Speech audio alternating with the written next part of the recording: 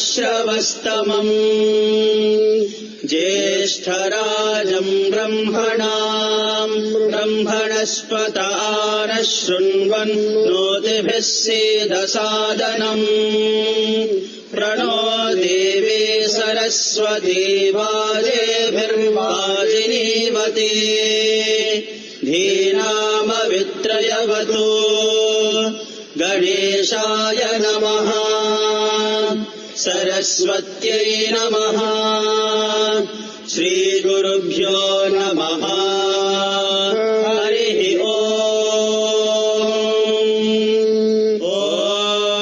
शान्ति शान्ति शान्तिः।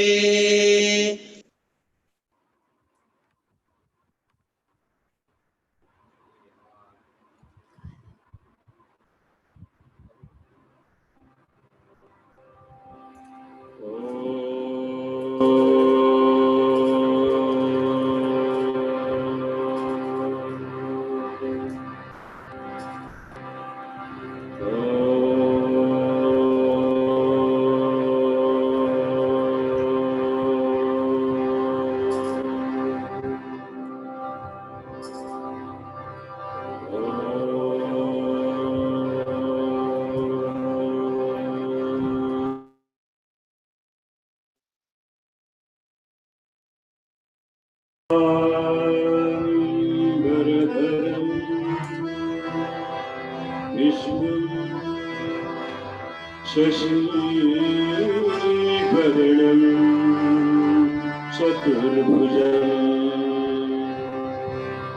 प्रसन्नं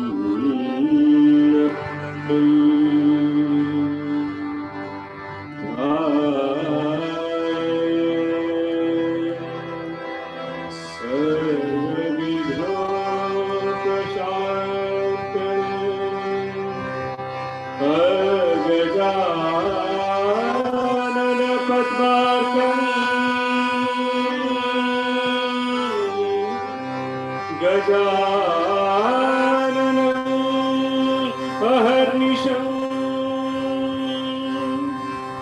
अनेकदन्तम् भक्तानाम् एकदन्तम् उपास्महे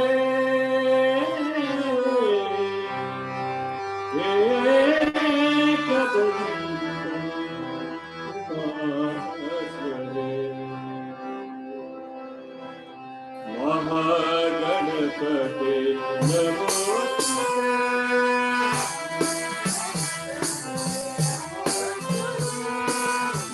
महागणपते नमोस्तुते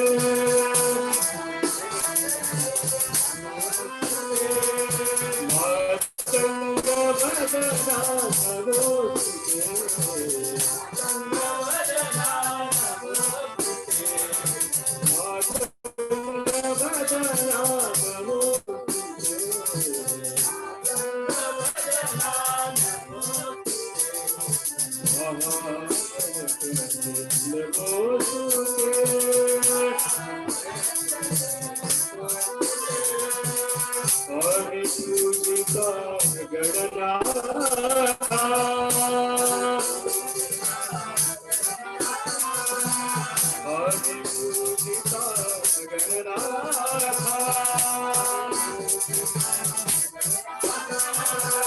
आनंददायक Gananatha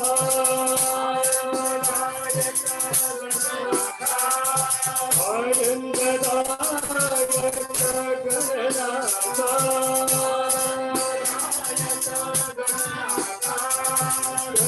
Raghunandana प्रणवाकारा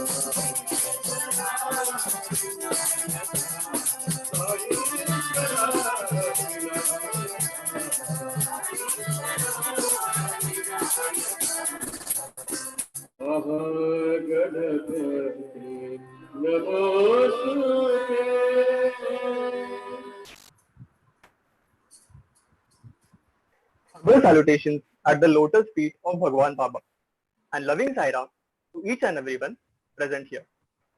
Today, we, the Mulund Samiti, have the pleasure in introducing Dr. Sai Giridhar Sairam from the campus of Prashanti Nilayam. Dr. Sai Giridhar joined Sri Satya Sai School of Higher Secondary Education in 1999.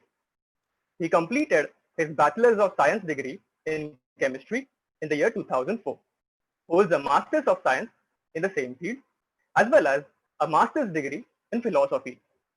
All of them from the Prashanti Nilayam Campus of Sri Satya Sai Institute of Higher Learning. Dr. Sai Giridhar holds a doctorate in clinical biochemistry and has worked on early detection of heart disease in Asian Indians, a study of biomarkers. He has received several awards from the divine hands such as Cultural Champion in 2003 and 2005 and Sports and Cultural Captain in undergraduate and postgraduate classes. He has enjoyed many blessed moments talks, and cultural program opportunities in the Divine Presence, including Chennai's Athirudra Mahayagnam and Kodaikanal in 2007, and Prashanti Vidwan Mahasabha, among others. Dr. Sai Giridhar currently serves as Resident Fellow at Sri Satya Sai Center for Human Values, Prashanti Nilayam. Dr. Sai Giridhar has conducted several guided meditation sessions during this COVID-19 period. We are thankful to you, dear sir, for accepting our invitation, though given at a short notice, for our inaugural Zoom online Sai session. Handing over the session to you, Giridhar Bhaiya. Jai Sairam.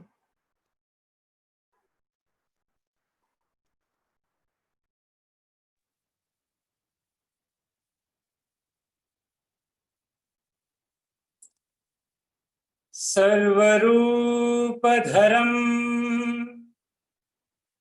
शान्तम् सर्वनामधरं शिवम् सच्चिदानन्द अद्वैतम् सच्चिदानन्द अद्वैतम् सत्यं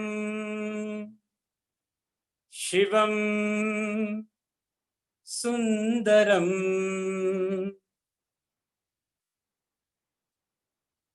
offering our most reverential and humble salutations at the divine lotus feet of our most beloved Bhagavan, Sri Satya Sai Baba.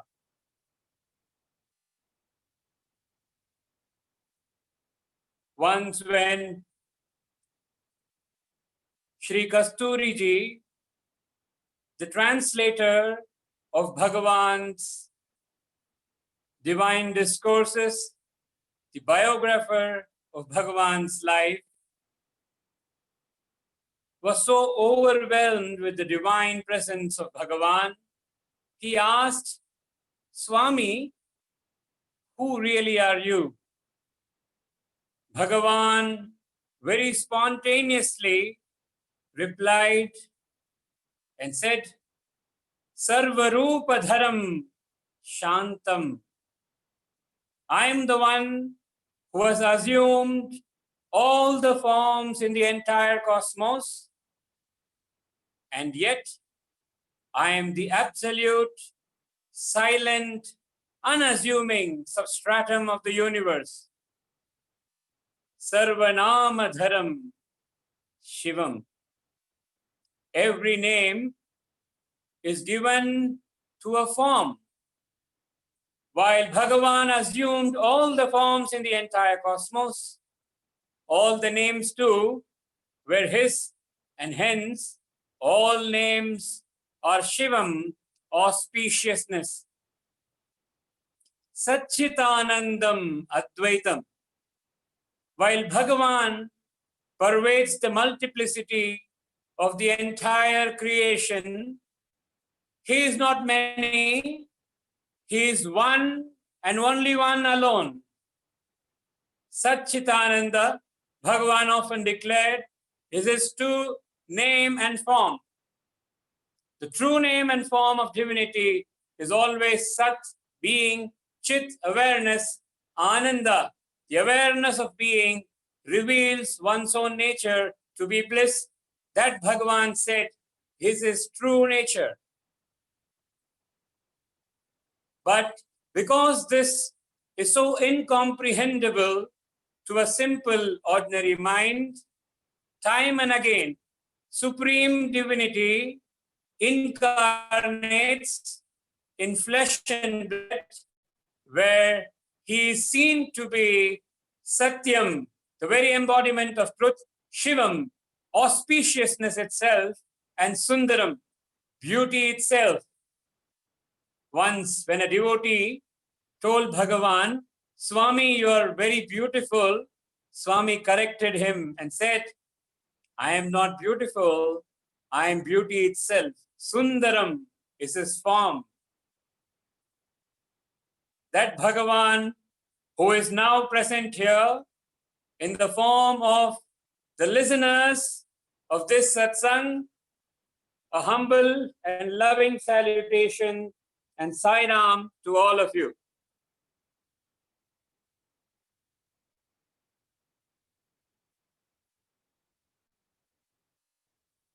The topic given today is online Sai.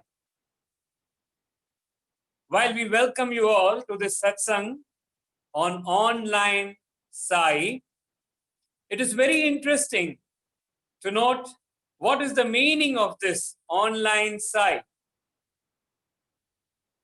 We all are now especially driven by the current circumstances all over the world, more and more used to the technology in our hands, that is the mobile phone, the laptops and whatnot. While we use these devices, we often face some troubles with connectivity. We find ourselves to be online and offline quite often. And why does that happen? We are said to be online if the connectivity between us, our device, and the internet is perfect. And often we go offline if the connectivity is lost. We must understand here that our presence, the presence of our mobile, and the presence of the internet is always there. But it is the connectivity that determines whether we are offline or online.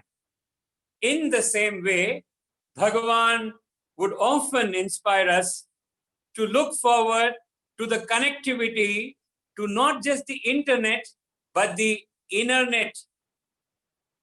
The connectivity to the inner net also can go online or offline. If the connectivity is lost, we are offline with Sai. But if the connectivity is established, then we become online with Sai. So in today's satsang, we will explore a few possibilities, beginning with what is foremost in our mind, that is the pandemic that is troubling us, and what is Bhagavan's message during such an occasion. And eventually, we will go on to see how to have indelible connectivity with our beloved Bhagavan Sri Satya Sai. To begin with, we all are experiencing a very difficult situation. The pandemic has been extremely testing for most of us all over the world, and many of you have been homebound, locked down, and unable to even move out. There are many, many challenges. What does Bhagavan say regarding these challenges that we face, either in the form of natural calamities or man-made calamities? It so happened in the year 2001, the state of Gujarat had experienced one of the most testing and extremely difficult situation of earthquake. The earthquake was of such a magnitude that everybody was brought down to the dust. Everything that they possessed, the rich and the poor alike, were brought to the streets because there was mass-scale destruction due to this natural calamity of earthquake. Bhagavan immediately responded to this situation and arranged for 50 truckloads of relief material and hundreds of young enthusiastic Sai Sevadals who were employed to do the seva. Bhagavan went to the extent to tell them, don't discriminate between the rich or the poor. Everyone has been brought down to the street, and hence look at who is in need. Serve the needy like you're serving your own. That is the kind of love that Bhagavan infused in the hearts of the Sai army, the volunteers who had gone and served during the Gujarat earthquake in 2001. So when this was happening, there were a couple of questions that were posed to Bhagavan, which I would like to share with you all now.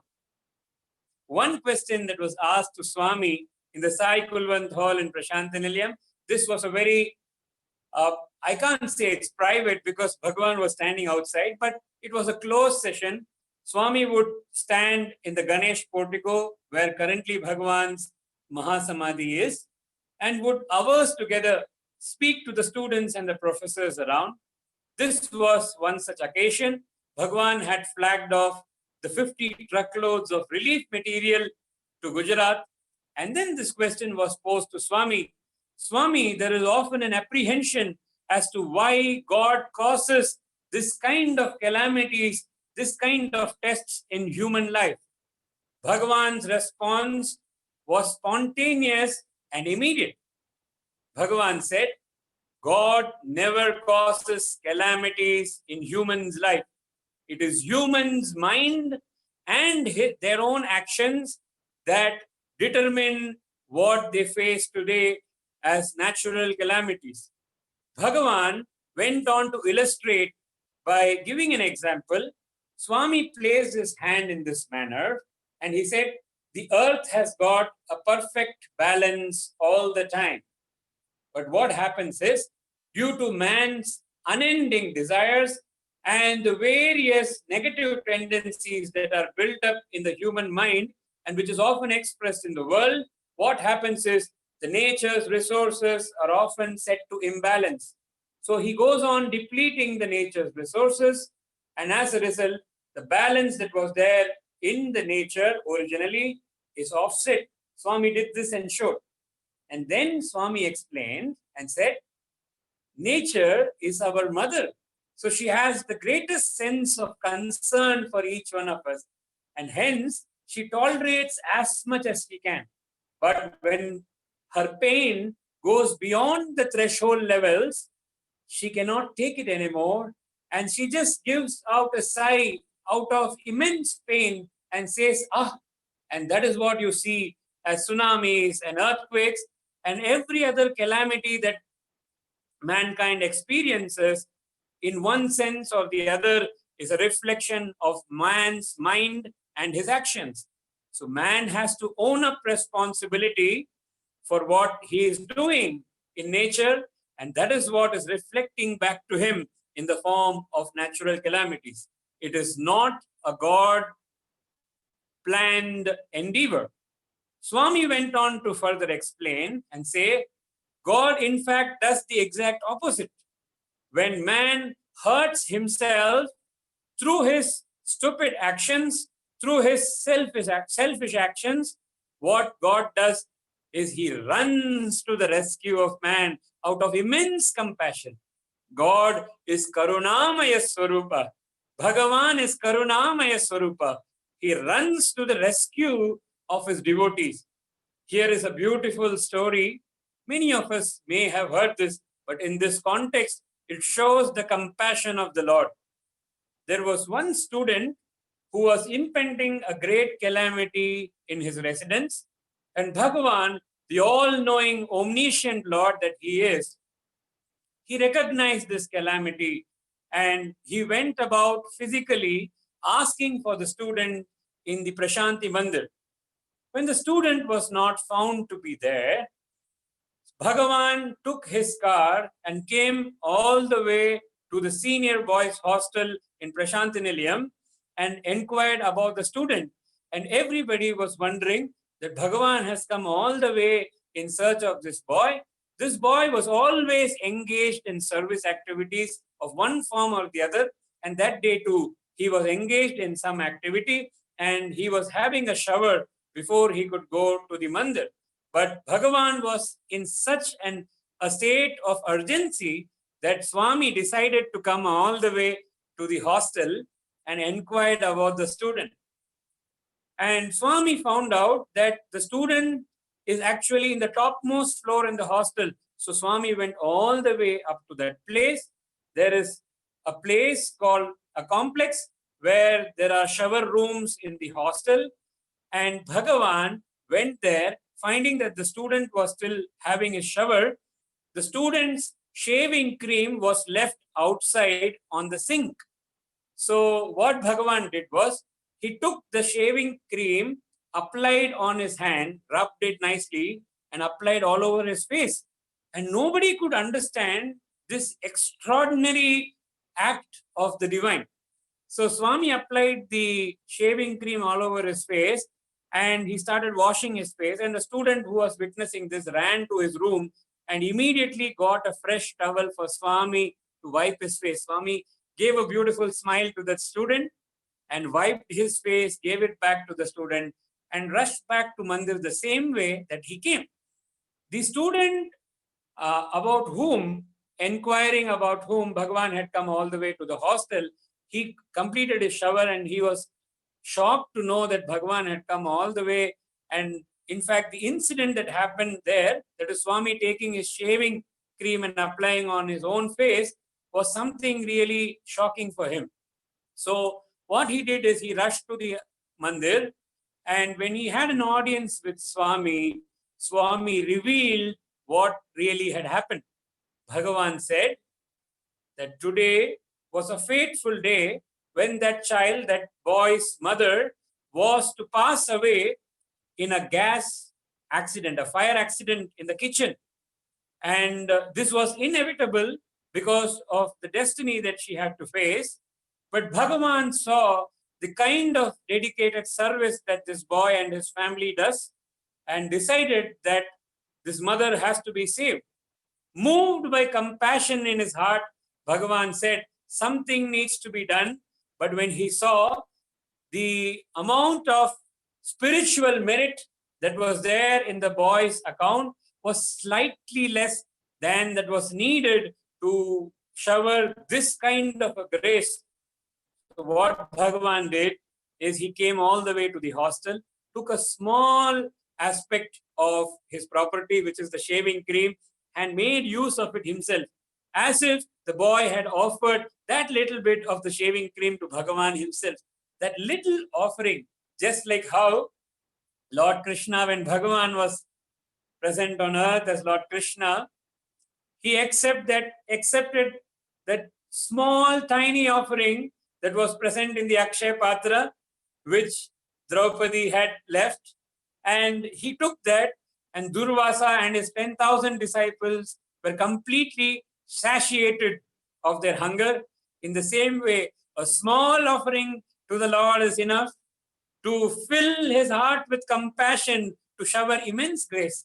And Bhagavan saved the life of the mother of that student on that day, just for this small act. And the student didn't even endeavor to do that because he was totally unaware. Bhagavan's compassion is such that he rushed to save the devotee, and he himself took the shaving cream, applied on himself, accepted the offering, and showered the grace as well. That is the compassion of our Karunamaya Bhagavan. So Bhagavan said that God always rushes to the devotee's rescue. He never causes calamities in the life of a devotee. Yes, the Guru definitely poses tests to the disciple, but calamities are not caused by the Guru. In fact, Bhagavan on one occasion had stopped receiving letters. He told the students, I'm not going to take any more letters from you. Stop writing the letters. You keep writing hundreds of letters, hundreds of prayers, hundreds of complaints, whatnot. I'm going to stop taking any of this. So much so that Bhagavan went on to say that even Pada Namaskaram will be stopped. So the students were pleading with Swami. They said, please Swami, don't do this. Don't stop us from writing letters to you. How will we reach out to you? So one of the senior professors seated there, Professor Anil Kumar Garu, who is also Bhagavan's translator, he took the courage as usual and told Swami, if you don't take letters, what if there is an emergency situation? If a student or a devotee is in an emergency, they want to convey that message to you immediately. So how will they convey it to you? Bhagavan said, do you think they need to write a letter in order that I know that they are in a difficult situation? That is not at all necessary. Moment they think of me, I'm completely aware of what is happening with them. I already know what is happening with them. But remember this, you use the word called emergency. Note this, and I declare, said Bhagavan, for the devotees of Sri Satya Sai, there is nothing called emergency. There is nothing called emergency. This was a divine declaration that Bhagavan had made. On the same occasion as the Gujarat relief efforts that were being flagged off from Prashanti Nilayam, Professor Anil Kumarji also asked another question. In fact, he expressed his heart to Swami and said, Swami, what a great seva you're doing for humanity, sending them 50 truckloads of relief material and whatnot. Who will react with this kind of spontaneity? It's a great seva, Swami. Swami immediately asked the professor, me intlo pillalunnara, which means, are there children at your residence? He said, yes, Swami. వాళ్ళు కింద పడితే దెబ్బ తగిలితే నువ్వేం చేస్తావు? If they fall down and hurt themselves, what will you do? The professor immediately replied, Swami, I will rush to their rescue, give them first aid, caress them, cajole them, and give them solace so that they are calm and they don't feel bad about the incident, and the first aid is given so that they heal themselves as well. So that is what I would do, Swami. Swami then very sweetly told the professor, Idi nuvu chese sevana, what you do to your children, is this service that you're doing? Then Bhagavan gave a pause and said, Idi na panira, he said. This is my work, my duty as a divine parent. When I see my children suffer, even though it may be because of their own mistakes, but when I see them fall down and suffer and they are in pain, I rush to them to save them, to give them solace, to give them the necessary first aid so that they may heal from their own hurt. So these were the divine words of Bhagavan. So divinity does not cause calamities. Divinity rushes to us who out of our own foolishness land in such difficult situations. Us here, I refer to the entire mankind.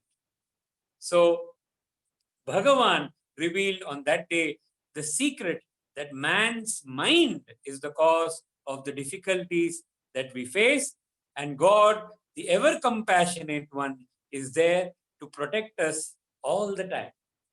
But God, who is omnipresent, how can he ever be offline with us?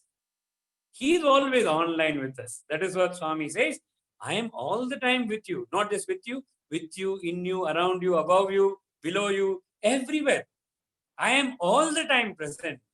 But as Shirdi Baba beautifully said, and as it is registered in the Shirdi Sai Satcharitra, Shirdi Baba describing the relationship between the disciple and the Guru, just like that of the mother tortoise and the small turtle, the small baby tortoise which is there.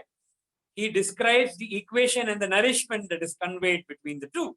What happens is the babies are on the other bank of the river, and yet when they are hungry, they just look up to the mother. The mother tortoise immediately senses that the baby is in urgent need of nourishment and merely confers her glands back on her children. The moment the mother tortoise confers her glands back on the children gain nourishment. Shirdi Baba beautifully describes this in Satcharitra and says that the relationship between devotee and Bhagavan, Bhakta and Bhagavan, the relationship between Guru and Shishya is just like this.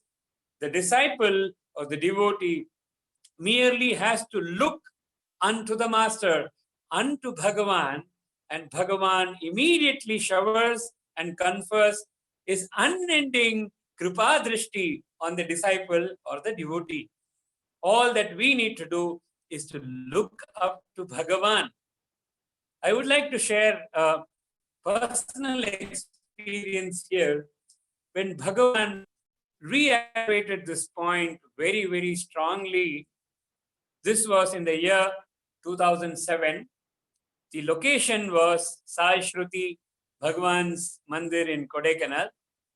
And every Kodaikanal trip that Swami would take students, there is a special element in the Kodaikanal trip.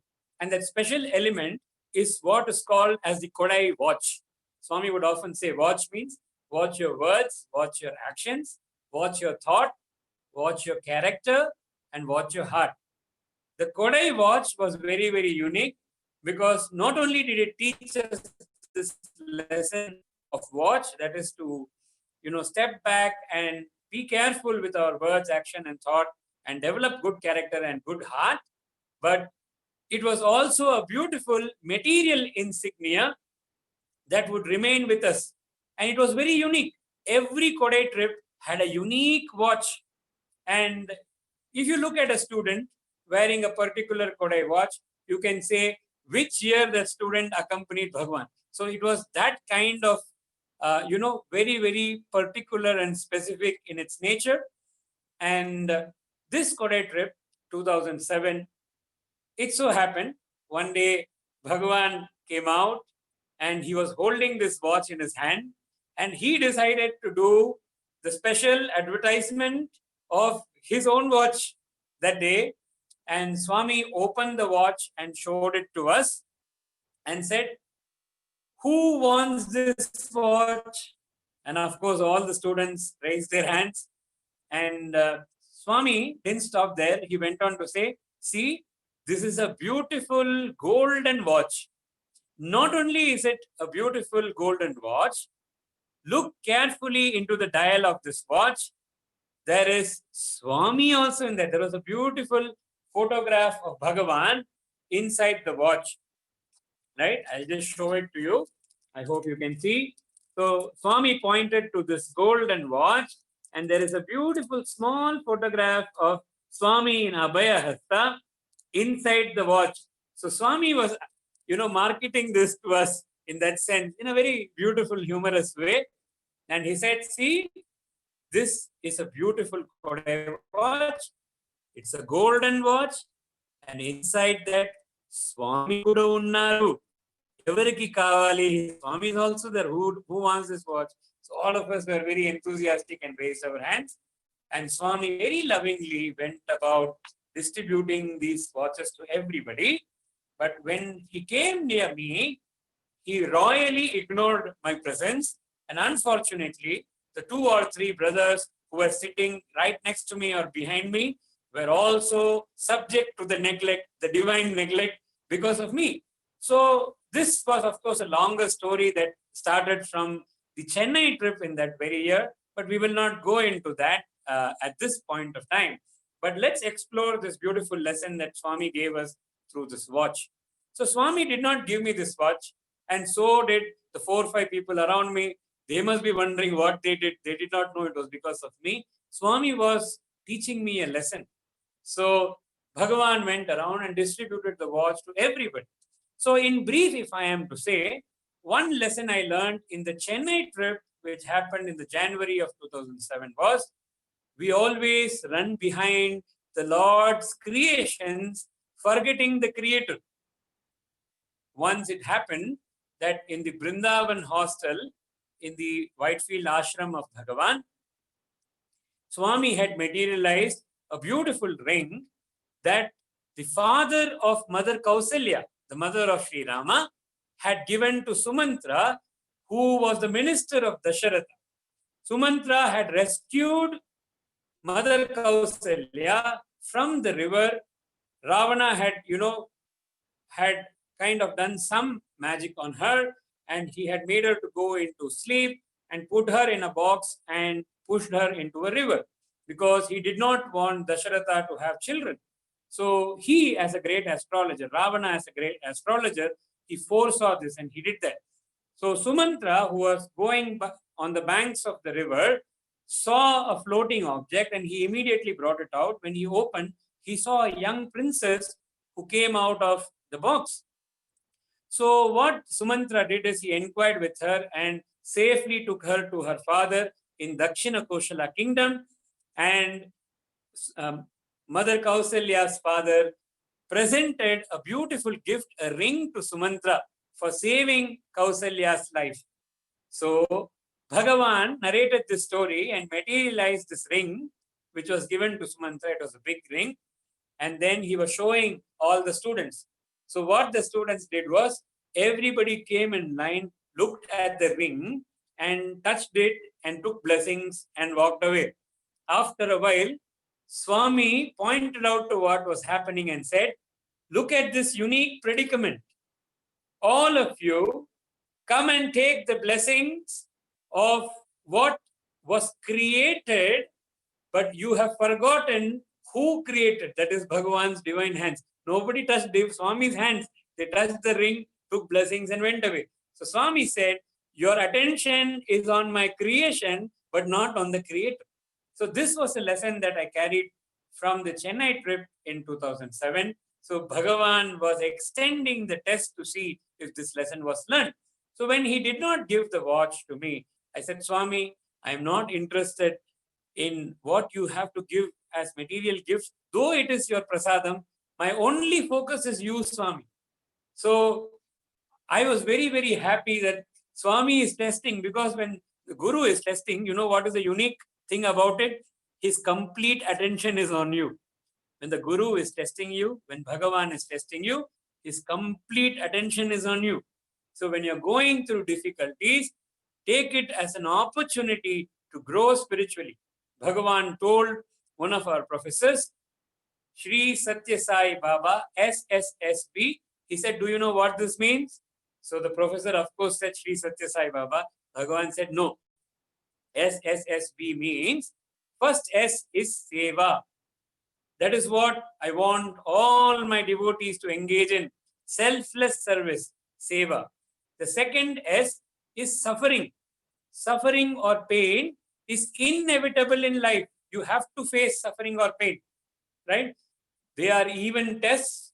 Mostly they are your own making, but sometimes God uses those situations to test the disciple or the devotee as well. So you must use this period of suffering for the third S. What is that? Self-enquiry, self-audit and self-enquiry. Self-audit to purify our actions, purify our thoughts, words and deeds, and self-enquiry into the nature of who we really are.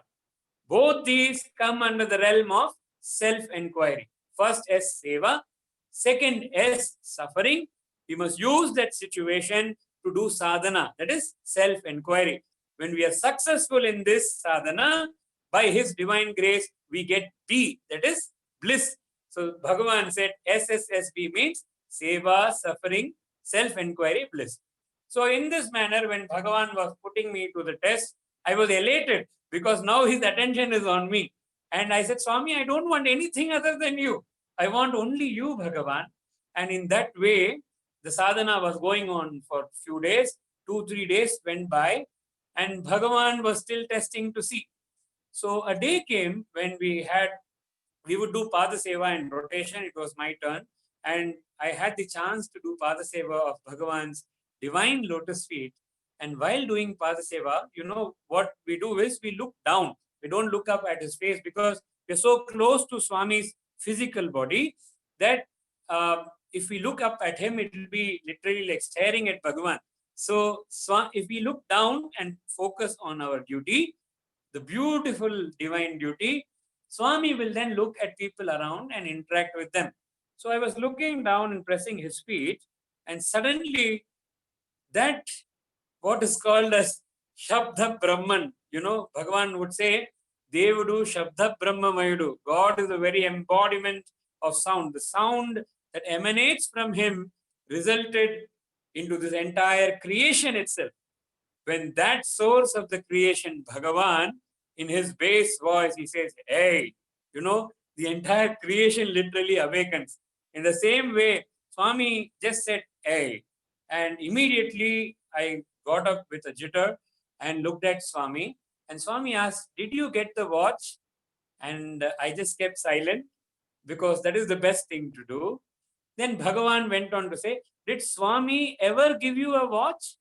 And that was a very beautiful, interesting question, because that means anytime that Bhagavan had given a watch, you have to report that. So I said, "Swami, yes, in my 11th standard, you had given a watch as a prize for the sports and cultural meet. That was given by you, Swami. I'm so grateful for that." Bhagavan said, "Is it there with you now?" I said, "No, Swami, it is not here. It is at home." Then Bhagavan said, "Ayyo papam, watch dorkaleda ippudu. Oh, so sad. You have not received watch, is it?" Then I said, "No, Swami, this time I have not received, but it is okay." Then Swami said, "Ayyo papam, enduku atla?" And then he called one of the teachers and asked them to get the watches that were distributed. And then look at how beautifully the master uses every instance, every minutest aspect of life to teach the most profound lessons in life.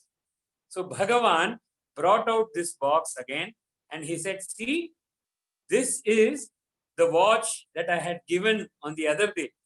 You didn't get, isn't it? So I'm going to give it to you, but with a lesson. You know what this is? This is not just a watch. Look at this very, very carefully. This has a beautiful, strong outer covering, isn't it? When you open the outer covering, you see a clean, transparent cover inside that. Inside the clean, transparent cover, you see the golden watch. And inside the golden watch, you see Swami, isn't it? Bhagavan then went on to explain, this solid, beautiful, strong box is the body that I gifted you all. I remember another instance here in the Sai Kulwant Hall, when Bhagavan went up to a professor who was with folded hands and eagerly looking at Bhagavan, and Swami was going on staring at the wrist, the arm of the professor. There was a golden bracelet which Bhagavan had materialized and given that professor, and the professor thought that Swami was interested to see it, so he pulled his shirt back and showed it to Swami and said, "Swami, idi meere icharu. This is given by Swami only." He told Bhagavan this.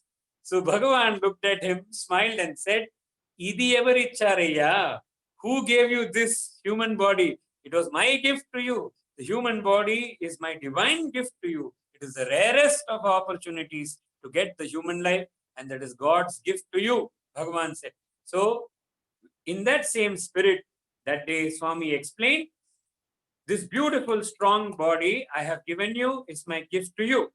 Now, inside, if you see, there is a clean and clear, pure mind that I gifted you. Now, this is how I gifted you the mind. That is, Bhagavan is telling this, that Bhagavan gifted us a pure mind when we were born as children. But what we made out of it, only we know that, right? So he said, I gave you a pure and clean mind, like this cover here. Inside, at the core of your mind, is the golden heart. And in the golden heart, I reside, said Bhagavan. Look at this beautiful analogy. This is the beautiful, strong body, gift of Bhagavan. Inside that is the crystal clear mind. Inside that is the golden heart. And in the golden heart, Hridaya, Hrid plus Daya, the heart filled with compassion, the very presence of divinity, Bhagavan himself shines forth from there. Now Swami asked, tell me really, are you actually interested in the box, the outer cover, or this transparent polythene cover, or are you interested in the golden watch with Swami in it? So we all said, Swami, we are interested in the watch. He said, in the same way, while I have gifted you a beautiful body, it is important that you take care of your body, right? But don't give too much attention to it. In the same way, I have given you a beautiful mind. It is important that you take care of the mind. But again, don't follow the mind. Don't follow the body. Don't follow the mind. What you are really interested in should be the golden heart, Hridaya, in which Bhagavan himself resides. So all your attention or your maximum attention should be focused on your Hridaya, where Bhagavan is the inner resident of your heart. He didn't stop there. He closed the watch and said, just like all of you, this body too has a name. And the name is HMT, Human Mind Time, said Swami.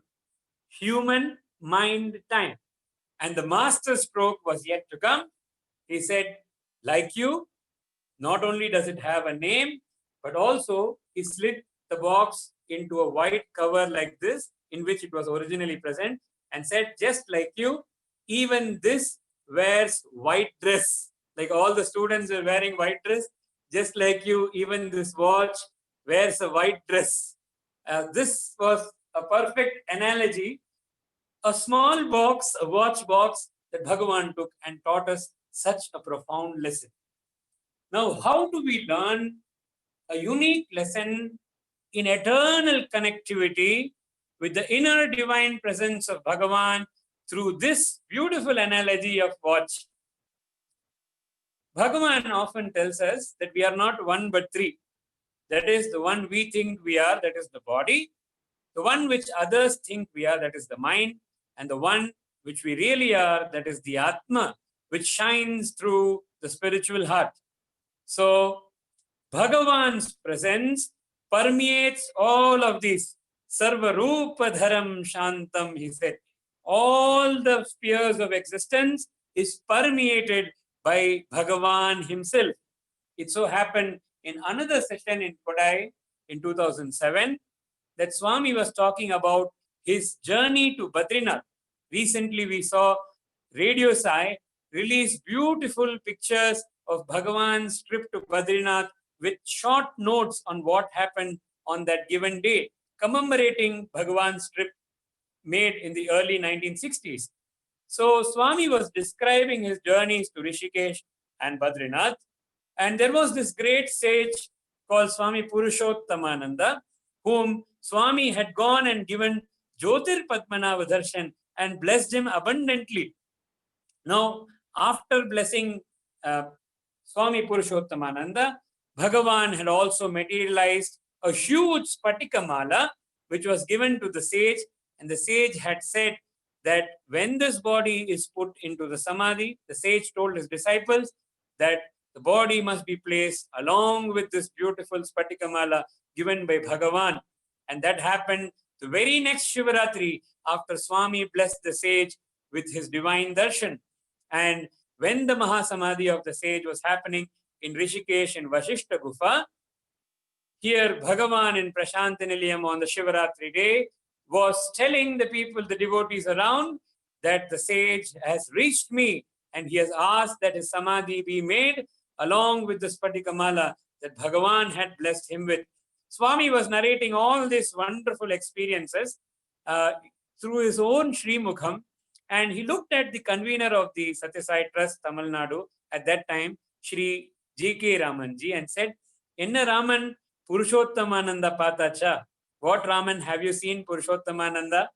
And his beautiful, humble reply was, Swami, enakku theriyadu Swami, I have not seen Swami.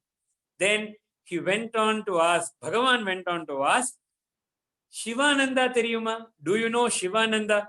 Then the reply of the convener, Shri Ramanji, was, Swami, I have not had the good fortune of meeting that saint as well. So before Swami could, ask about somebody else, Ramanji, in all his humility, confessed to Bhagavan and said in Tamil, எனக்கு யாரும் தெரியாது Swami, நீங்க ஒருத்தர்தான் தெரியும். I don't know anybody else, Swami. I know only you. Listening to these words, Swami became very intense for a moment, and then pointing to himself, he said, Idi okati telsukunte chalu. If you know this one, it is enough. Ekoham bahusyam, declared Bhagavan. As it is said in the Upanishads, Bhagavan declared, the revealer of the Upanishads to the sages, the Parabrahman Bhagavan himself uttered through his Sri Mukham, Ekoham Bahusyam. I am that one that has become many. So everything in this entire creation is Bhagavan. The physical body and the physical creation is permeated by Bhagavan. The mind and the thoughts and the universal mind is permeated by Bhagavan. And it is Bhagavan, the Brahma Swarupa, which is verily present as Atma. And hence he says, Mamaivamsho Jiva Loke, Jiva Bhutas Sanatana. He is verily the Atmic presence. That is our true nature. And that is the energy that allows this creation to function and happen. In the presence of that witness, the entire creation happens. That Atmic presence is Bhagavan himself. So the body is permeated by Bhagavan. Hanuman showed it amply when he showed that every atom in his body reverberated with the presence and the name of Sri Rama.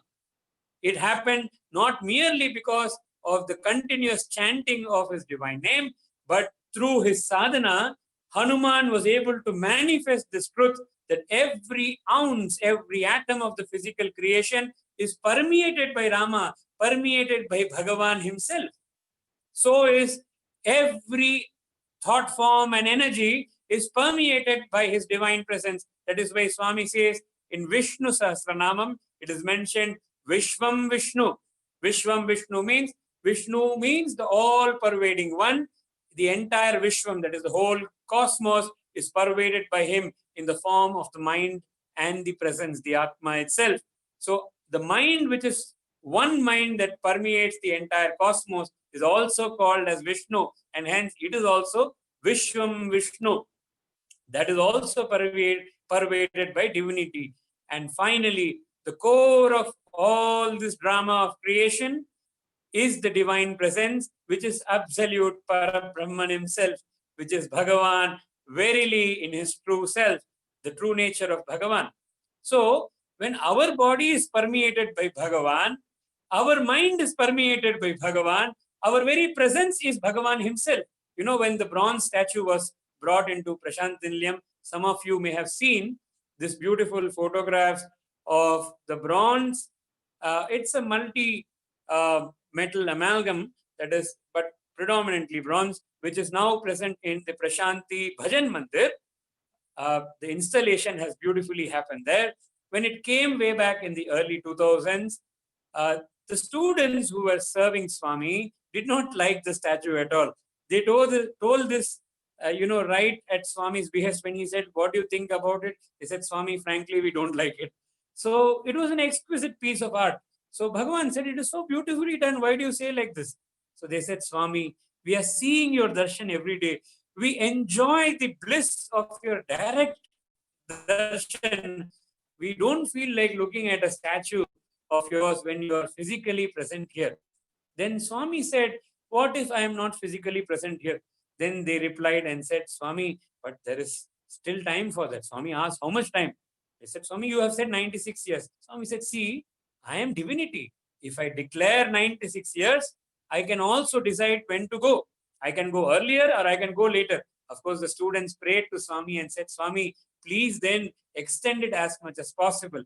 But Bhagavan has his own divine Leela for the welfare of the entire cosmos to happen, and he decided what he decided.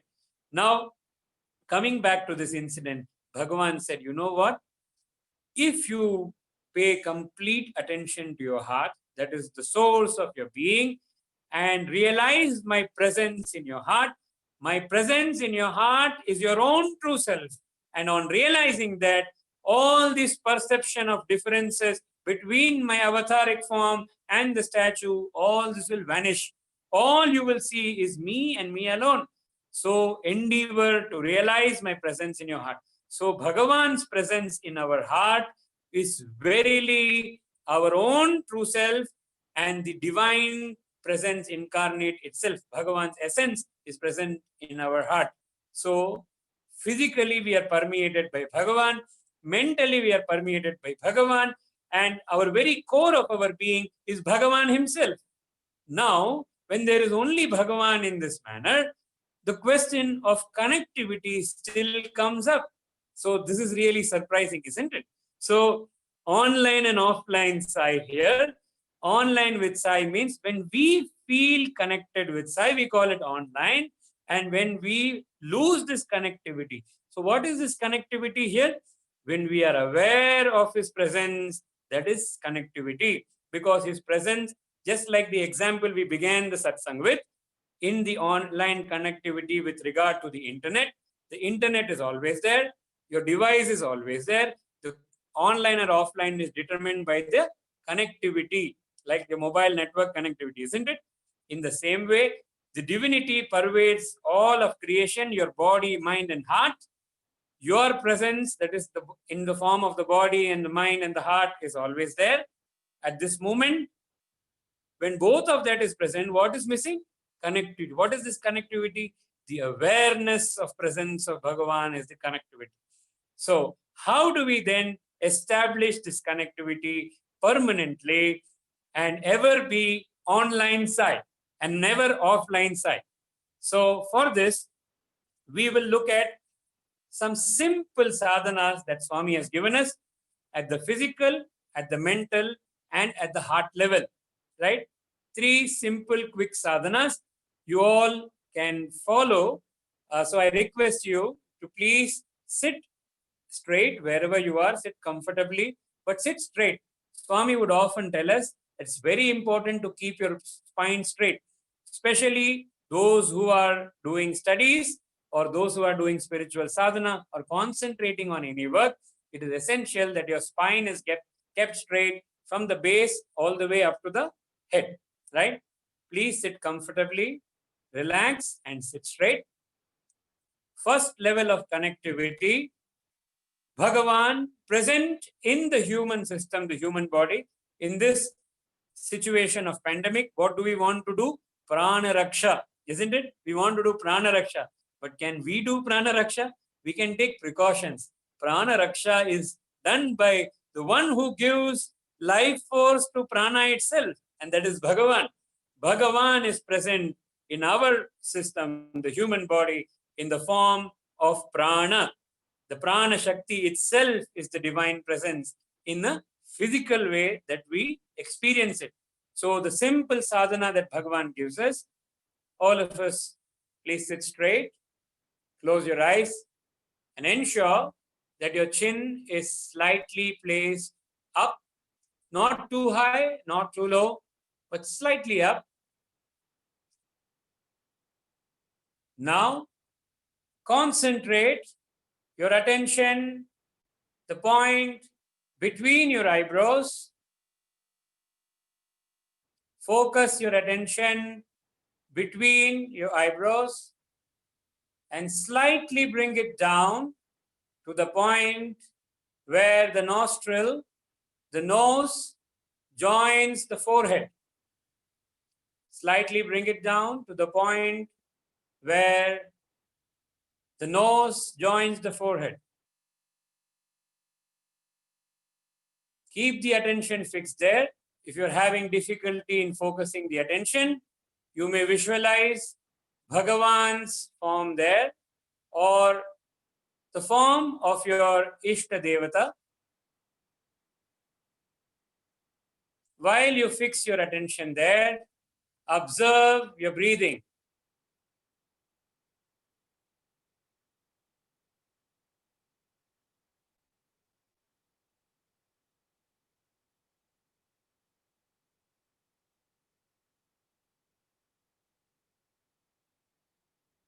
See how the incoming breath and the outgoing breath changes direction at the point where you have fixed your attention.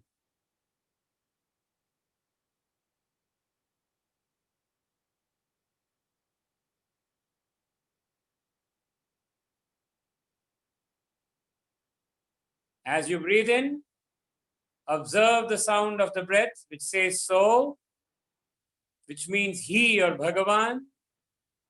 As you breathe out, observe the sound of the breath that says hum. That means I am he. Soham means I am he. So hum.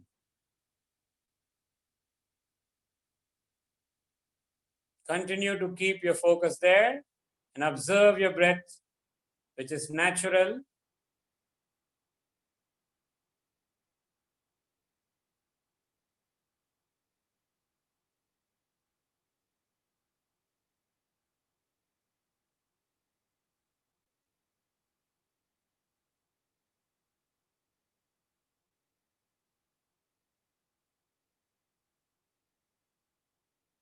When you practice this for some time, now you see yourself.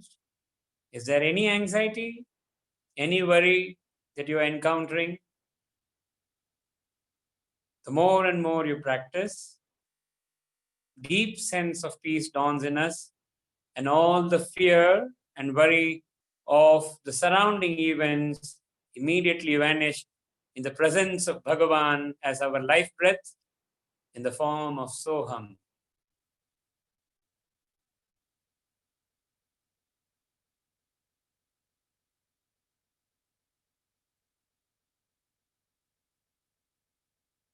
Bhagavan says, why fear when I am here? This is an experience of his presence in the physical body. Now we quickly move on to the next exercise given to us by Bhagavan himself on how to experience him as the all-pervasive mind. Mind has a unique ability. Whatever thought form we focus our attention on, the mind verily assumes that form. Otherwise, mind has got no form. The mind assumes the shape of the thought form we give attention to. Bhagavan, describing this, said, the easiest meditation you can do to experience Bhagavan as our mind is to visualize Bhagavan's entire form from top to toe as he is. I request you to please open your eyes just for a moment. If you have a photograph of Bhagavan, you may first pay attention to that. In this meditation taught by Bhagavan, Swami said, I have made it so easy for you. You see, I have a beautiful crown of hair. I have beautiful facial features. And then you know what? Down my neck, the robe starts and it goes as a straight, posture all the way down. And once you reach the end of the rope, I have lotus feet there. That's it. It's so easy to visualize Swami. And Bhagavan said, I have taken this simple form so that all of you can easily concentrate on this form and attain the highest measure of peace. So while describing this meditation, Swami said, first pay attention to the minutest features of Bhagavan's physical form. Look at the crown of hair, every nuance in the crown of hair, every detail in the crown of hair of Bhagavan. Focus your attention and see Swami's forehead, the broad forehead of Bhagavan, his beautiful eyebrows, his extremely loving eyes and his eyelids, the beautiful nose that Bhagavan has. And you know what Swami said? The line that you see that connects Bhagavan's nose to his forehead, there is a special line. He said, I have specially created that so that you can focus your attention on that. So pay careful attention. Look at that carefully. Look at his beautiful lips, his cheeks, the black mole on his cheek, his chin, then his neck. Then you have Bhagavan's wonderful shoulders and the robe, the buttons, the golden buttons on his robe. And the robe, as you come down, you see his hands on either side, the beautiful soft hands of Bhagavan, the divine ever-giving hands of Bhagavan. And as you go down the fold of the robes, carefully noticing every detail, you come to his feet and you see the beautiful divine feet of Bhagavan. Now, Swami's feet has a very unique feature. If you look at his toe, the first toe and the second toe, there is substantial gap between the two. So there is almost a U shape between the two. So Swami, in fact, pointed out to that and said, pay attention even to that detail of every aspect of his lotus feet. So pay attention to the photograph of Bhagavan that you have and look at all these details very, very minutely, because in this meditation, you're going to mentally sketch Bhagavan in your mind, right? We will now commence this meditation. Again, I request all of you to please sit straight. Close your eyes. Now, sketch Bhagavan mentally in your mind's eye. Begin with the beautiful crown of hair. Sketch every detail, every curl of Bhagavan's hair, the crown of hair, the dense, thick hair of Bhagavan, beautiful crown of hair, every curl of it. Pay attention to that as you sketch it mentally. Come down to his forehead. Look at the broad forehead. Sketch it mentally. Look at the texture of his skin. As you come down, pay attention to his beautiful eyebrows. And then you come between his eyebrows. You see that wonderful line that Bhagavan said that separates his nose from his forehead, that he divinely manifested for us to focus on in his playful nature.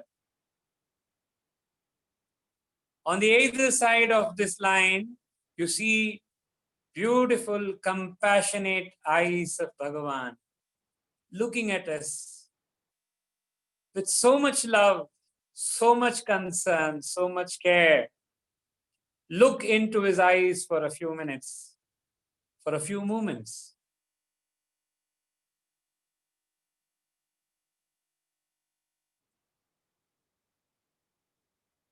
Now come to his wonderful nose, the cheeks on either side, the beautiful black mole on his cheek, coming to his lips, the mandahasa on his lips, then his chin, coming down to his beautiful neck and throat. As we go down further, sketching his form, we see the orange robe begin over his shoulders and it flows all the way down. You see the two golden buttons on his robe. And as you go down, slowly sketching his robe in beautiful orange, you see his slender hands on either sides. Is his Abhaya Hasta, if you feel like, blessing us with his protection eternally. And coming down, sketching his robe all the way down, we see a slight slit in the robe where his dhoti is visible to a small extent with a jari at its end. And then you see his beautiful divine lotus feet.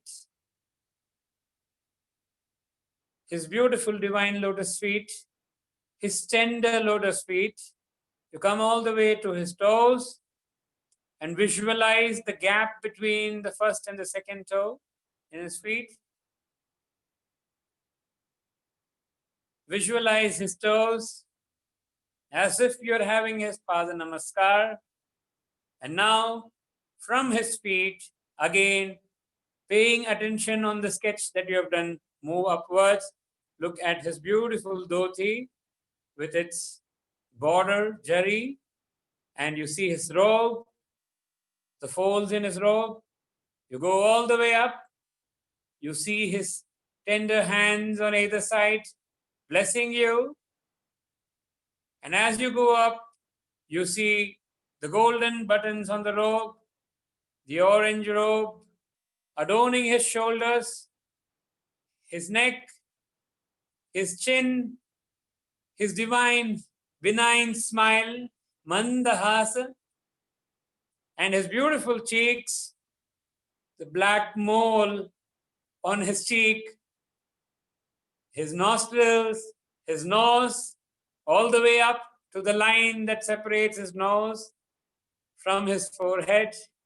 On either side, you see his compassionate eyes that look at you with divine grace and love. Pay some attention and time. Be immersed in his gaze. Move upwards. See the beautiful eyebrows and move further up. The forehead, the broad forehead of Bhagavan, the texture of his skin, and the beautiful crown of hair that is there around his face like a divine halo. And now just move, step back mentally and see the entire form of Bhagavan as you have beautifully sketched in your mind. Your mind verily has assumed the form of Bhagavan. In this way, when you experience his presence as your mind, know this blessing of Bhagavan as he says, why fear when I am here?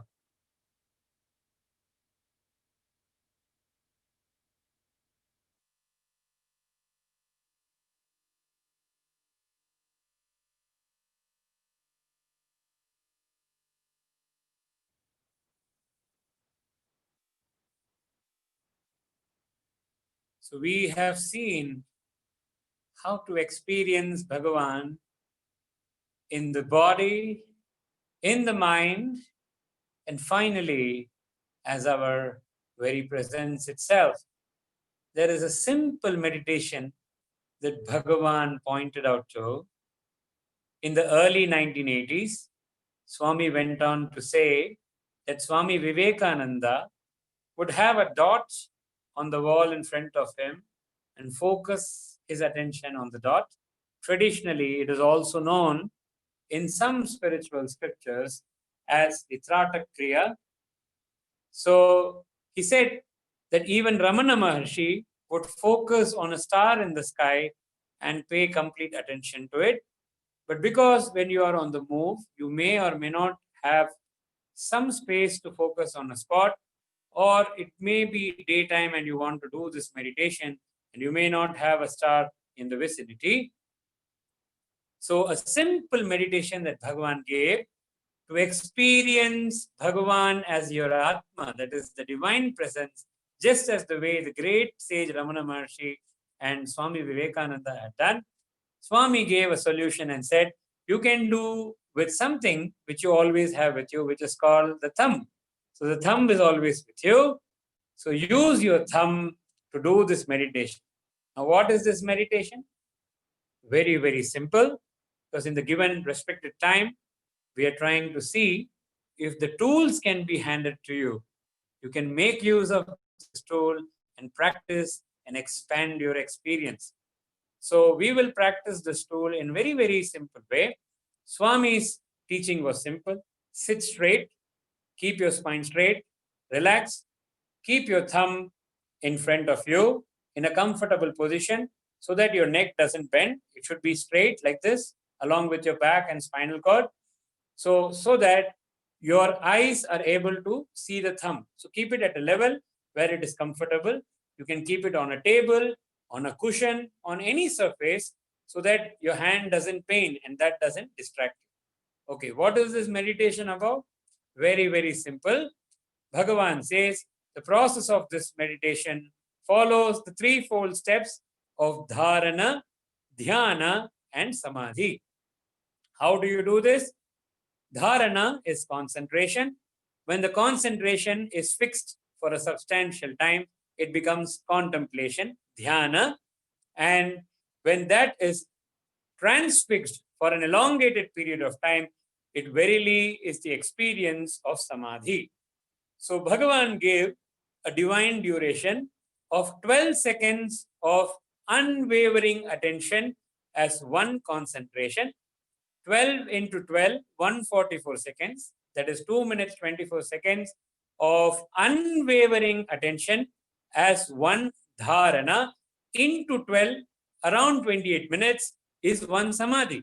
So in fact, Bhagavan would often say that samadhi means you don't have to sit for many hours.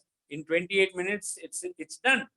So literally, to practice this is very, very simple. So place your thumb in front of you in a way that it is comfortable. Your spine and your head has to be straight. Please ensure that. And now what you have to do is just stare at your thumb for 12 seconds. Just stare at your thumb. Don't entertain any thought. Bhagavan says that the thought is like an unwanted, uninvited guest. Now, sometimes if your best friend comes home uninvited, you may enjoy that situation. But if it is an unwanted guest who comes uninvited, it's not such a good situation, isn't it? So every thought that comes, you have not given invitation. It comes on its own and it goes on its own. So you must allow the thought to go as it came, that is on its own. And don't engage with the thought. So what you need to do is just focus your attention. Why? The mind's faculty of attention has to be fixed on something. Otherwise, it will seek attention. Means it has to need an object to focus itself onto, right? So you have the thumb to fix the attention of your mind. Let thoughts come and go. Don't worry about it. Let thoughts come and go. Don't worry. They're unwanted, uninvited guests. So how do you treat them? Bhagavan gives this example and says, when you have unwanted, uninvited guests, if you give them a glass of water, they'll stay for a cup of tea. If you give them a glass of tea, they'll stay for dinner, right? So don't give attention to them. Okay, so we will commence this practice. Very simple. Simply stare with all your attention on the thumb and don't think anything. When I say don't think, thoughts may come. Don't pay attention to the thoughts, whether it is there or not there. Don't worry. Just look at the thumb. I will keep the count of 12 seconds so that you don't have to worry about that as well. Ready? 3, 2, 1, start.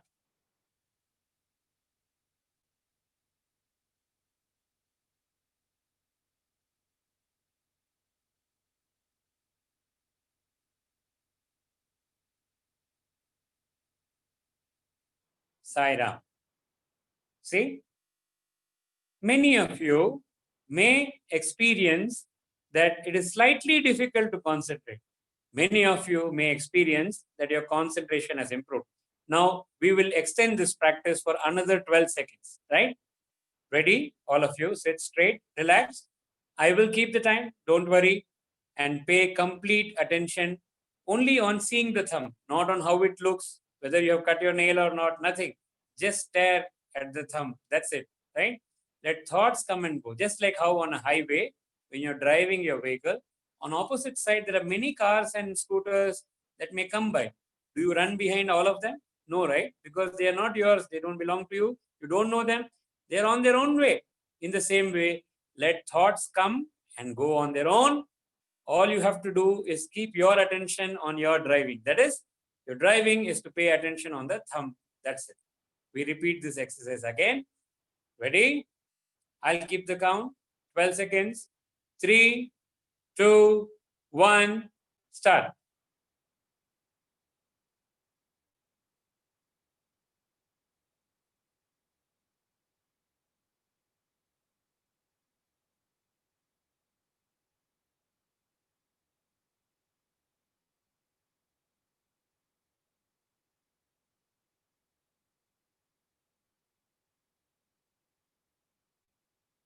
Sairam. Do you see that it is getting better? In case you're finding still difficulty and there is a barrage of thoughts, these are usually the FAQs, that is frequently asked questions, because this is a one-way satsang. So I'm using the FAQs of frequently asked questions to handle this session as well. So if you're having a barrage, don't worry. Constantly practice this. 12 seconds. Whenever you have 12 seconds of free time, you can just focus on this. You can take any dot also or just focus on your thumb. And this for 12 seconds is enough to increase your concentration. This concentration will help you perform with greater ease in any activity that you're doing, whether it is studies or work, whatever you may be doing. This concentration will aid you in better performance, perfection in whatever you're doing. Why? Because your 100% involvement will be there when your one-pointed attention or ekagrita is on what you're doing, right? Now we will extend this practice a little more before we conclude this session. So I will not tell you for how long this is going to go. So don't worry about the time. We will just practice this and continue to stare at the thumb and remain like that. Okay? Ready? Sit comfortably. 3, 2, 1, start.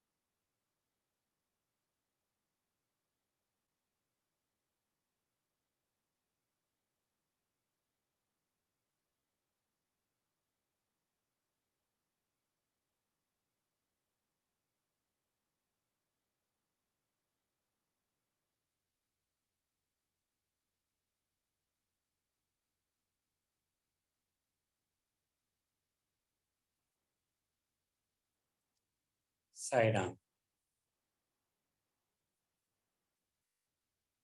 Through this meditation, one may experience that the thumb may get blurry.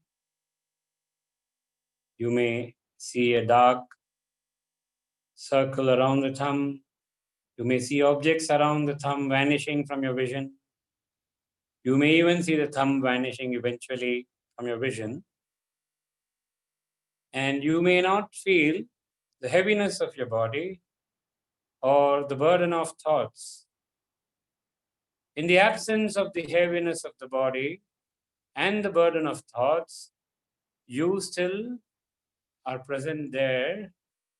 That presence that you are is verily a glimpse of the divine presence shining forth, which is beyond the body and the mind. For those of you who progress in this experience, the more you practice, the more apparent this experience will turn out to be. In this depth of silence, we find Bhagavan present as Shantam, Shivam, auspiciousness. and Advaitam as the non-dual, one divine presence that permeates everybody. So in this manner, we can connect to the divine presence in the body, the divine presence that pervades the mind, and the divine presence that remains as the absolute witness to both the presence or the absence of the heaviness of the body or the burden of thoughts. So Bhagavan is eternally present with us. And in this manner, he's declaring to us from our hearts, why fear when I am here? In this experience of Swami, this connectivity is eternal because his presence is eternal. All that we need to do is become aware of his presence as our prana, as our manas, the mind, and as the divine witness or the presence in the core of our being. Jai Sai Ram.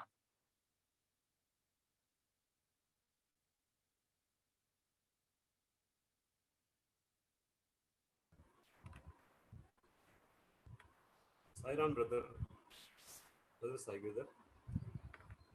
It was a wonderful session, at least I have ever attended. You touch upon a lot of points here. I mean, online is a new concept for youth, but Bhagwan is always online. He is omnipresent, and you are given beautiful examples of Bhagwan's omnipresent, omniscient. Then you have through various experiences, Bhagwan's experiences directly, Bhagwan's love to humanity, and how Bhagwan runs for us like a mother, and with various messages, you explain us and again realize us like how Bhagwan is a Bhagwan loves his creation, and we are basically focusing on creation instead of creator. That was again very beautiful.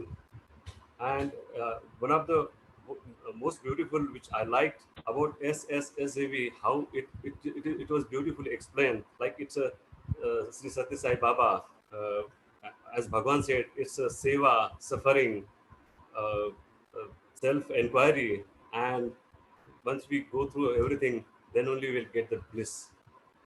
Then minute details you explain about, like through example of watch, like how that heart is inside us, and I mean it is basically crystal clear when we are born, and simultaneously through our karmas it is getting polluted. So we need to take care of that, and I mean it was really beautiful. Like the Bhagwan, like I mean how Bhagwan thinks and how we think, like a box, and in that box, like even Bhagwan thinks about that cover, that white dress we wear. It was such a beautiful example. Then you also explain us about this thumb meditation, which was I mean beautiful. Many of us know about Soham meditation. But this thumb meditation is like Kratak in yoga, they call it as. It was a very simple and beautiful meditation form, and it can be. I mean, we can do this meditation anywhere, where are we? It's just 12 second, 12 second into 12 second into the samadhi. We used to think that samadhi is like uh, going to forest and doing some meditation for a longer time, and but it's just so simple. Like anybody can reach to that state samadhi. Thank you, brother, very much. Actually, we are blessed that we got a learned speaker and loving soul like you. I mean, Bhagavan has chosen. I just wonder like how Bhagavan chooses. I mean, human forms like which are. I used to remember like there was Navratna in Akbar's Darbar, but in Bhagwan's Darbar there are so many Ratnas like you and all, and we are blessed. Actually, we are getting a guidance and advice of Bhagwan through through your students and Bhagwan's basically messengers. So we really thank you all for accepting this request, and in very short notice, actually you come here for guiding us and uh, having satsang with us. Thank you so much. I also thank team member of this Mulund Samiti who have beautifully arranged this session. This was the first kind of the session we are doing it here in Mulund, and with the guidance of our convener, Mr. Rao, and our other coordinator, Puryankar, Rameshji, and all our IT team members and enthusiastic members of Satyaseva Organization Mulund Samiti. Thank you so much. Request you to just wait for 2 minutes. We will have Bhagwan's Aarti and then we'll conclude the session. Thank you so much. Thank you all all those devotees who are watching through Zoom, and also those who are watching through this YouTube online. Thank you so much, and hope that we will have some more sessions, such kind of sessions, through you and with different on different platforms. Thank you very much. Sai Ram. Sairam. ॐ जय जगदीश हरि स्वामी सत्य साई हरि भक्त जना संरक्षक भक्त जना संरक्षक पति महेश्वर ॐ जय जगदीश हरि शशिवदना श्रीकरा सर्वा प्राणपते स्वामी सर्वा प्राणपते आश्रित बलतीका आश्रित बलतीका आत्माधवा ॐ जय जगदीश पिता गुरुदैवము మరి అంతయు నీవే స్వామి మరి అంతయు నీవే నాద బ్రహ్మ జగన్నాథ నాద బ్రహ్మ జగన్నాథ నాగేంద్రాశయన జయ జగదీశ ओंकार रूप ओजस्वी हो साई महादेवा सत्य साई महादेवा मंगल आरती अमृतो मंगल आरती अमृतो मंगल गिरिधारी ओम जय जगदीश हरे नारायण नारायण ओम सत्य नारायण नारायण नारायण ओम नारायण नारायण ओम सत्य नारायण नारायण ओम सत्य नारायण नारायण ओम जय सद्गुरुदेवा नारायण नारायण ओम सत्य नारायण नारायण नारायण ओम नारायण नारायण ओम सत्य नारायण नारायण ओम सत्य नारायण नारायण ओम जय सद्गुरुदेवा नारायण नारायण ओम सत्य नारायण नारायण नारायण ओम नारायण नारायण ओम सत्य नारायण नारायण ओम सत्य नारायण नारायण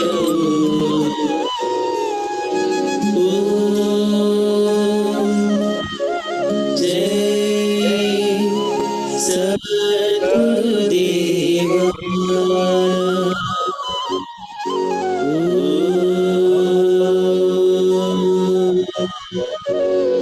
शांति शांति शांति समस्त लोका सुखिनो भवन्तु समस्त लोका सुखिनो भवन्तु समस्त लोका सुखिनो भवन्तु शान्ति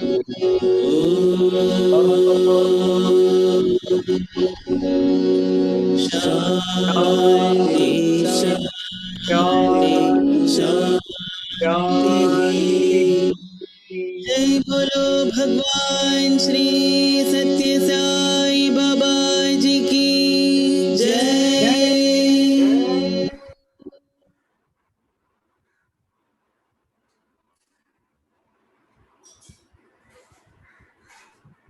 Thank you, भैया. Thank you.